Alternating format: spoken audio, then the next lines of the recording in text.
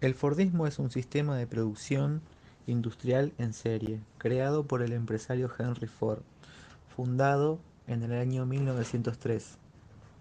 En 1908 se lanza el primer modelo automóvil en serie. Recién en los años 30 se expandió internacionalmente y se consolidó como el principal modelo de producción industrial. Las principales bases del Fordismo fueron producción en cadena, también llamada producción en masa. Es la principal característica que utilizó Ford en la fabricación de vehículos y consiste en delegar una tarea determinada a cada trabajador, que se terminará especializando en ella y consiguiendo los mejores tiempos de trabajo. Especialización de la mano de obra. Cada uno de los obreros tenía una tarea asignada, convirtiéndose en trabajadores extremadamente productivos en pequeñas tareas específicas. Como consecuencia de ello, los trabajadores pierden flexibilidad en su tiempo laboral.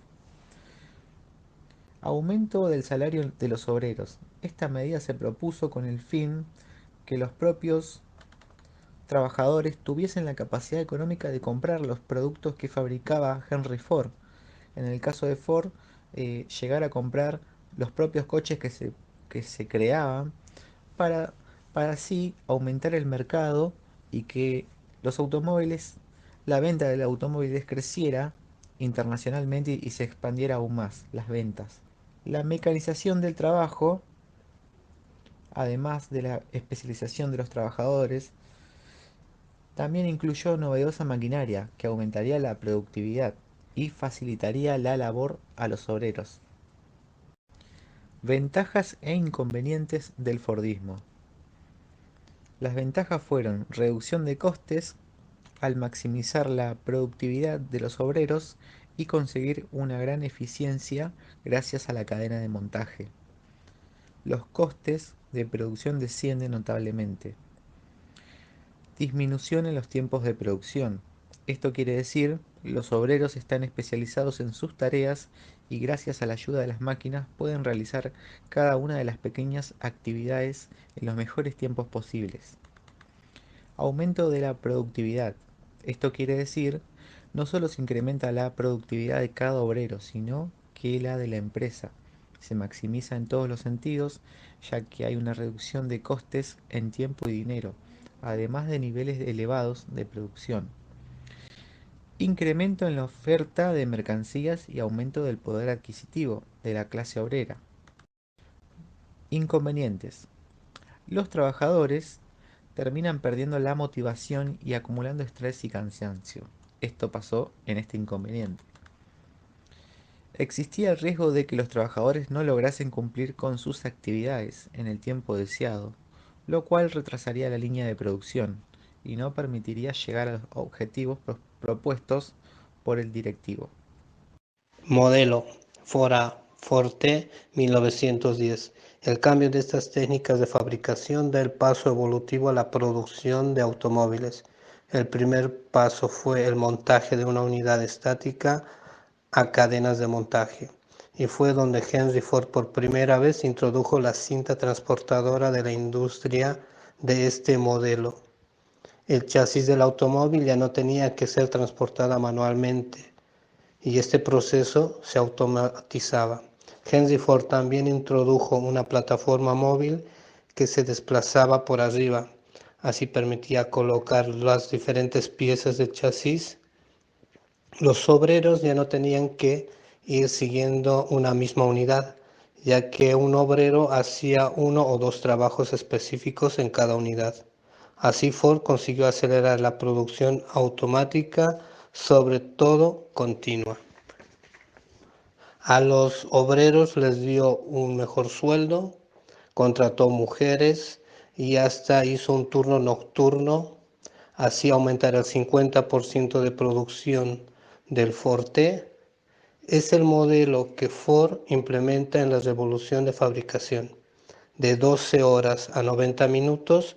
En todo esto bajó el precio Forte progresivamente de $850 a $250, de los cuales 15 millones de unidades se vendieron en todo el mundo.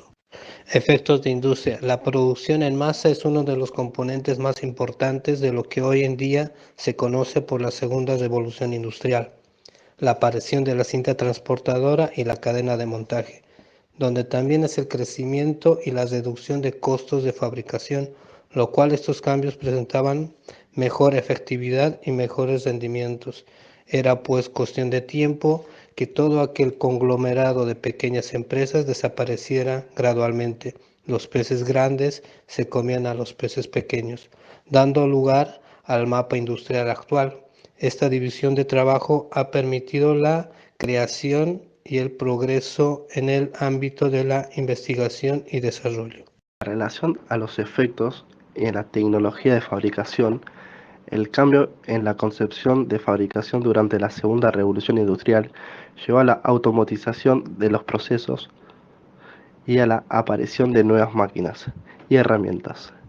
La aplicación del uso de energía eléctrica contribuyó a este desarrollo. La fabricación en serie requería tolerancias para garantizar el montaje de las piezas previamente fabricadas, lo que a su vez condujo a la necesidad de nuevas técnicas de medidas y a la metodología industrial moderna. Efectos en el diseño. La revolución industrial y la posterior revolución fordiana tuvieron un gran impacto en el diseño de productos. Las nuevas técnicas de fabricación permitieron una mayor producción y una disminución en los precios, lo que abrió el mercado a diferentes extractos sociales. Los fabricantes debieron crear dos líneas de producción, una de gama alta y otra de menor calidad. Sin embargo, una vez que se había abastecido el mercado, la vida útil de los productos era demasiado larga y la producción se paraba. Por lo tanto, se necesitó reinventar y renovar los productos para mantener la demanda, y esto llevó al desarrollo del concepto usar y tirar.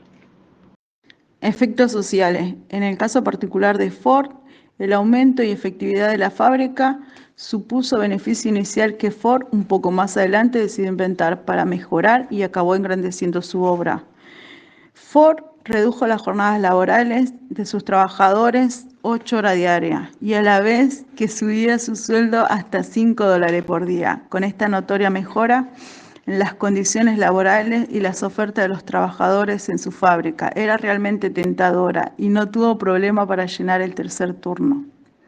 El aumento de sueldo junto a la reducción de jornada laboral de los trabajadores de Ford mejoraba las condiciones de vida, de manera que intentaban subir de categoría social. En una sociedad clasista como la época, y comprarse un coche era la excelente manera de hacerlo. Finalmente, los trabajadores de Ford se convertían en clientes y de esta manera los trabajadores de la fábrica estaban más motivados y aumentaban su rendimiento. Muchas empresas copiaron a Ford. Durante aquella época, seguramente a la raíz de estos hechos surgieron los primeros grupos prosindicalistas. Los efectos sociales van aún más de Estados Unidos, ya que aceleraba la producción de coches a bajo precio.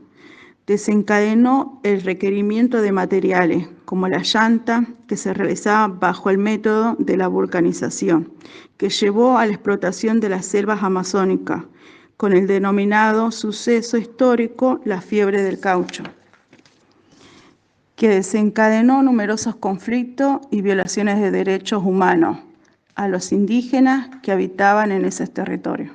Pasamos a la crisis y debacle del Fordismo. Desde el año 1908 y hasta los años 70, el Fordismo fue creciendo hasta llegar a ser el sistema de producción industrial por excelencia, gracias a sus avanzadas metodologías y grandes resultados en la práctica.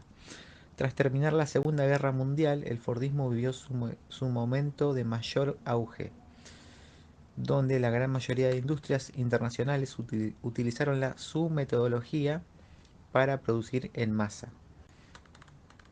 Sin embargo, llegados los años 70, la cadena de montaje y la extrema mecanización de las tareas empezaron a llegar a un punto límite, ya que las cantidades producidas aumentaron notablemente y empezaban a presentarse problemas a la hora de trasladar la metodología a ciertos países del mundo.